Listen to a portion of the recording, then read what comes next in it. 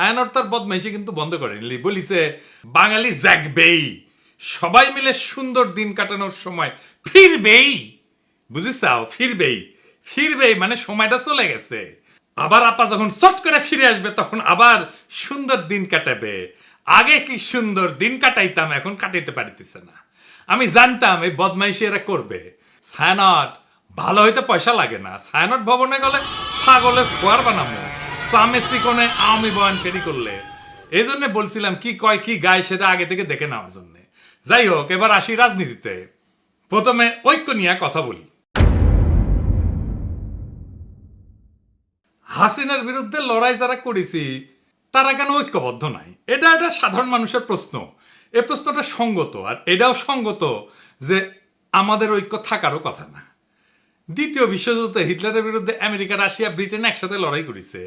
এদের বলা হয় যে মিত্র বাহিনী। তো হিটলারের পতন হওয়ার পরে রাশিয়ার আমেরিকার মিত্রতা কি থাকিছে? থাকে নাই। এই দুই শক্তি ঠান্ডা যুদ্ধে লিপ্ত হয়েছে, তাই না? অত দূরে যাইতে হবে না। 1990 খালেদা জিয়ার হাসিনা ঐক্য ছিল না, তারা একসাথে এরশাদকে হটানোর লড়াই করেছে না, থাকছে ঐক্য? থাকে নাই। হাসিনা বিরোধী ঐক্য নষ্ট করার দায় পড়ে বিএনপি। প্রথমে শুরু হইলো টেম্পু স্ট্যান্ড দখল, এখনো চলিচ্ছে। দেখেন তৃণমূলে নিজেরা দখল নিয়ে মারপিট করিচ্ছে, আর বুড়ারা আছে ক্ষমতায় যাওয়ার জন্য নির্বাচন নির্বাচন নির্বাচন করে মুখে ফেনা তুলে ফেলেছে। গণতন্ত্রের জন্য নাকি নির্বাচন লাগবে, ডিসেম্বরের মধ্যেই নাকি নির্বাচন লাগবে। এই ডিসেম্বরের আগে বাংলাদেশের জাতীয় সংসদ নির্বাচনের ব্যবস্থা করবেন। শুনে এই সালাউদ্দিন সাহেব আগে কি কইছিল? আমরা সময় বেঁধে দিতে চাই না।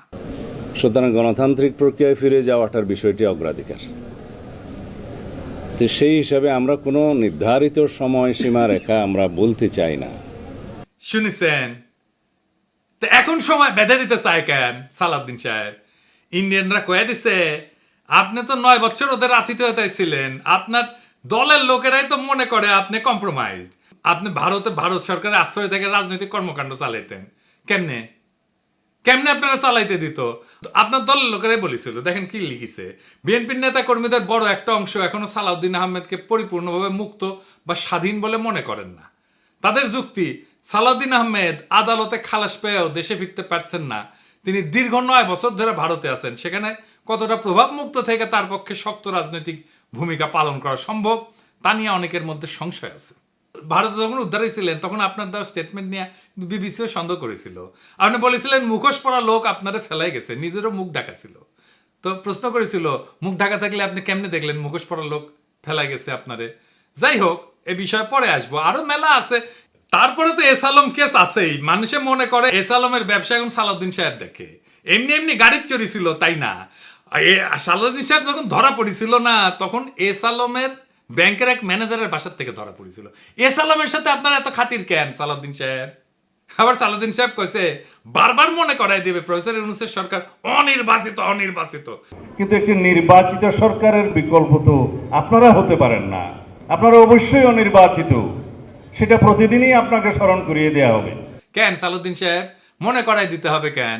প্রফেসর ইউনূসের সরকারকে আপনার মতো ডিমেনশিয়ায় আক্রান্ত, আপনার তো ব্রাহ্মী রসায়ন খাইতে হবে।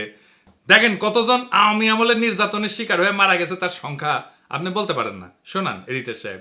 প্রায় 2600 কতজন আমার ঠিক মনে নাই, মোর দেন 2600 রাজনৈতিক নির্যাতনের শিকার হয়ে আওয়ামী সন্ত্রাসীদের হাতে এবং সরকারি বাহিনীর হাতে নিহত হয়েছে।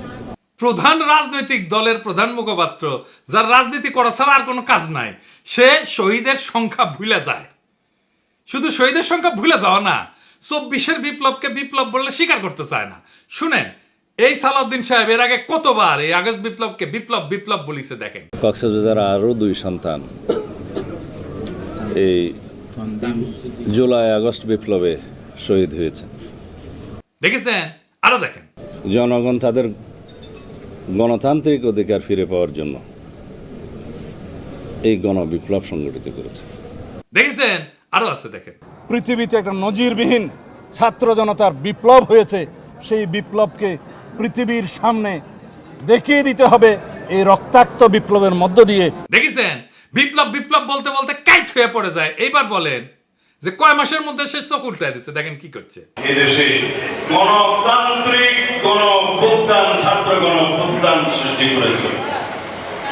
কেউ যদি এটাকে বিপ্লব বলতে চায় তাহলে আমি দুঃখ প্রকাশ করব। এটা কোনো সামাজিক বিপ্লব নয়। তো সালাউদ্দিন সাহেব আপনার ওটা মুখ না গোয়া? হাসিনার সাথে তফাৎ কি? হাসিনা চোখে মুখে মিছা কথা কইতো, আর সালাউদ্দিন সাহেব নিজে যা বলছে সেইটা 1 বছর না যাইতে যাইতেই ঘুরে ফেলছে। ক্ষমতায় গেলে কোনো প্রতিশ্রুতি রাখবে এরা? রাখবে না। তার স্যাম্পল তো এখানেই। আর সে কি রাজনীতি সংবিধান এসব বুঝে? এ সমস্ত কথাবার্তা যে কয়, আসেন এটা একটু দেখি। সে বলছে নির্বাচিত সংসদ সংবিধান সংশোধন করবে, শুনেন। সংবিধান সংশোধন করবে কে? একটি সংসদ, জাতীয় সংসদ, গণতান্ত্রিকভাবে নির্বাচিত একটি রাজনৈতিক সরকার, একটি জাতীয় সংসদ সংবিধান সংশোধন করার এখতিয়ার রাখে। ওই সংবিধানও বুঝে না। বাংলাদেশের জনগণ সংবিধান রচনা করবে। অবাক ব্যাপার কি জানেন? বাংলাদেশের মানুষ এই 55 বছরে একবারও নিজের সংবিধান নিজে রচনা করতে পারেনি, একবারও না। বিষয়টা বুঝায় বলি। ধরেন আপনি পরীক্ষা দেবেন, আপনার প্রশ্ন করবে কে? আপনার টিচার তো, তাই না? আপনি তো আপনার প্রশ্ন, পরীক্ষার প্রশ্ন তৈরি করতে পারেন না। সংবিধান রচনা বা সংশোধন সেই রকম। আপনি যখন সংসদে বসেন তখন আপনি সংবিধানের আলোকে তার নির্দেশনায় আইন তৈরি করেন। আইন তৈরি করাই সংসদের কাজ। এলাকার উন্নয়ন সংসদের কাজ না। এলাকার উন্নয়ন পৌরসভার কাজ বা সিটি কর্পোরেশনের কাজ বা ইউনিয়ন পরিষদের কাজ। সংসদ সদস্য আসলে পৌরসভার চেয়ারম্যান মনে করে নিজেকে। রাষ্ট্র তাই করে, তার মাধ্যমে উন্নয়ন প্রকল্প করে। এর ফলে যাদের উন্নয়ন করার কথা, যে স্থানীয় সরকার, তারাও শক্তিশালী হয় না, আর এই এমপি গুলো ধান্দার মধ্যে ঢুকে যায়। উন্নয়ন প্রকল্প করলে টাকা খরচা করবে এমপি, টাকা মারা যাবে উন্নয়ন প্রকল্প থেকে। যেই সংবিধানের আলোকে আইন তৈরি করবে সেই সংবিধানে সে হাত দিতে পারবে না। তো এই উন্নয়ন প্রকল্পে কেন এত এমপির খায়েশ জানেন? উঠে গেলে টাকা মারা যাবে উন্নয়ন প্রকল্প থেকে। এই জন্যেই এই এমপি হইতে চায়। যেই সংবিধানের আলোকে আইন তৈরি করবে সেই সংবিধানে তো সে হাত দিতে পারবে না। তাইলে তো সে সংবিধান এমন ভাবে বানাবে যে তার সুবিধা হয়। তাই সংবিধান রচনা করে গণপরিষদ। গণপরিষদের কাজ শুধু সংবিধান রচনা করা। সেই সংবিধানের আলোকে সংসদ নির্বাচন হবে। তখন গণপরিষদ ভেঙে যাবে। বিএনপি বলে আমরা নাকি নির্বাচন চাই না। মিছা কথা। আমরা নির্বাচন চাই, যত দ্রুত নির্বাচন সম্ভব সেটাই চাই, কিন্তু সেই নির্বাচন গণপরিষদের নির্বাচন, যা একটা নতুন সংবিধান রচনা করবে। বরং বিএনপি নির্বাচন চায় না, বিএনপি গণপরিষদ নির্বাচন চায় না। কারণ গণপরিষদ তো তাদের লুটপাটের রাস্তা বন্ধ করে দেবে নতুন সংবিধান লিখা। তাই তারা সংসদ নির্বাচন চায়। আপনারাই বলেন, হাসিনা যে সংবিধান রেখে গেছে, যে সংবিধান খালেদা জিয়া ছুঁড়ে ফেলে দিতে চাইছেন, সেই সংবিধান বদলাইতে চায় না কেন বিএনপি? এই প্রেম কেন হাসিনার সংবিধানের প্রতি, সেটা আমরা জানতে চাই। নয়তো ব্যাখ্যা দেন কেন খালেদা জিয়া সংবিধান ছুঁড়ে ফেলে দিতে চাইছিলেন। সে বলে প্রফেসর ইউনূসের সরকার অনির্বাচিত সরকার। আসেন এটা একটু বুঝে দেখি, আগে এটা শুনে। কিন্তু একটি নির্বাচিত সরকারের বিকল্প তো আপনারা হতে পারেন না।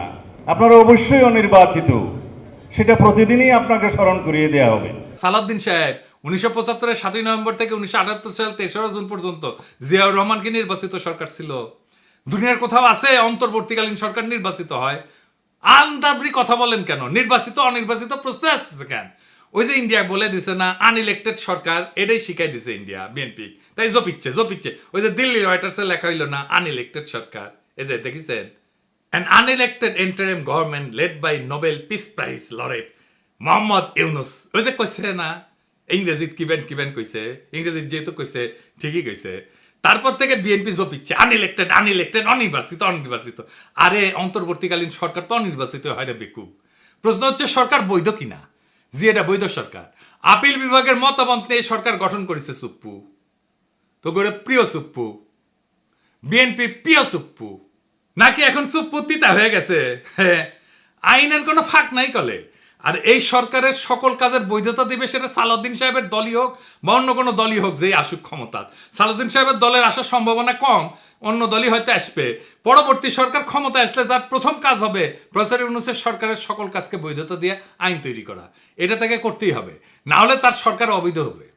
বিএনপির সাথে আমাদের সমস্যা নির্বাচন নিয়ে না। বিএনপির সাথে আমাদের তফাৎ হাসিনার ব্যবস্থা টিকায় রাখে আগে সংসদ নির্বাচন, নাকি হাসিনার ব্যবস্থা কবর দেওয়ার জন্য আগে গণপরিষদ নির্বাচন। তফাৎ খুব পরিষ্কার। বিএনপি চায় হাসিনার ব্যবস্থায় থাকুক, আগের মতোই সংবিধান থাকুক। আর আমরা চাই হাসিনার ব্যবস্থা বদল করার জন্য গণপরিষদের নির্বাচন হোক আগে, নতুন সংবিধান তৈরি করি, নতুন সংবিধানের অধীনে সংসদ নির্বাচন। এত নির্বাচন করতেছেন, দলের মধ্যে নির্বাচন করে কমিটি তৈরি করতে পারেন না কেন? আগে ওইটা করেন, নিজের দলের নির্বাচনের কালচার নাই, আর দেশের মানুষের শিখাইতে আসছে গণতন্ত্র আর নির্বাচন। খারান হাইসানি হাইসানি, হ্যাঁ আমি না ঘোড়ায় আসবো, দেখা যায়। এতদিন কোন কমিটিটা নির্বাচন করে আপনি করতে পারছেন? নিজের কোন কমিটি? নিজের কমিটি করতে পারেন না নির্বাচন করে, আর জাতীয় নির্বাচন নিয়ে মাথা খারাপ করে ফেলছেন। আর ভাই আপনার তো দলেরই ঠিক নাই।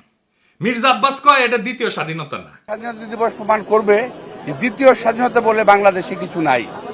সে নিজের দলের চেয়ারপারসনের বক্তব্য শুনে নাই। দেখেন তারেক রহমান কি বলে। 1971 এর মুক্তিযুদ্ধ আর 2024-এর মুক্তিযুদ্ধ, উভয় মুক্তিযুদ্ধেই জনগণের বার্তা একটি। কি সেটি? সেই বার্তা হলো শর্ত দিয়ে স্বাধীনতা হয় না।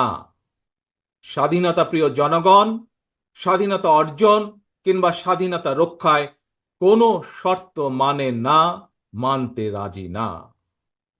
গণহত্যাকারী স্বৈরাচারী হাসিনা পালিয়ে যাবার পরে বাংলাদেশ থেকে, প্রিয় বাংলাদেশ থেকে আমি যত মানুষের সাথে কথা বলেছি, প্রতিটি মানুষ অনুভূতি প্রকাশের প্রথম উচ্চারণ ছিল বাংলাদেশ স্বাধীন হয়েছে। স্বাধীন বাংলাদেশ থেকে বলছি। দেশ এবং জনগণকে স্বাধীন করতে গিয়ে চোখে মুখে বুকে গুলি আলিঙ্গন করা আবু সাইদ কিংবা মুগ্ধের মতন হাজারো ছাত্র ছাত্রী, তরুণ তরুণীকে প্রাণ বিসর্জন দিতে হয়েছে। শুনেছেন? এই দলের প্রধান নেতা বলে এক কথা, আর স্থায়ী কমিটির নেতা সারিন্দা বাজায় আর এক। এই দল দেশ চালানোর মতো লায়ক হয়েছে?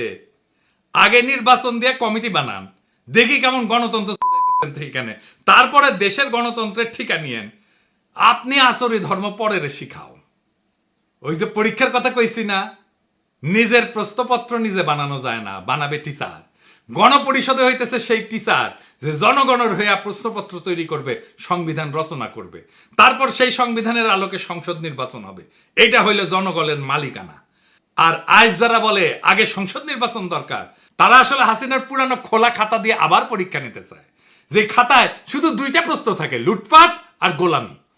আমরা চাই নতুন খাতা, নতুন প্রশ্নপত্র, নতুন পরীক্ষা, যার নাম হইল গণপরিষদ নির্বাচন। এই নির্বাচন হবে নতুন দিনের জন্য, নতুন সমাজ গঠনের জন্য, যেখানে জনগণ নিজের হাতে সংবিধান লিখবে, নিজের শাসকের হিসাব চাইবে।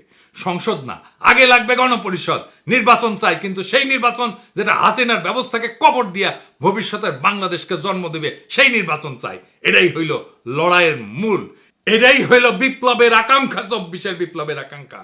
এটাকেই আমরা বাস্তবায়ন করতে চাই। আর আপনারা বিএনপিরা সেই বিপ্লবের আকাঙ্ক্ষার সামনে পাহাড়ের সমান বাধা হয়ে দাঁড়ায় আছেন। এই বাধা আমরা মানব না। এই বাধা কিভাবে সরায় দিতে হয়, এই বাধাকে কিভাবে পরাজিত করতে হয়, সেইটা আমাদের জানা আছে। সেটাও টাইম মতো দেখে নেবেন। ইনকিলাব জিন্দাবাদ।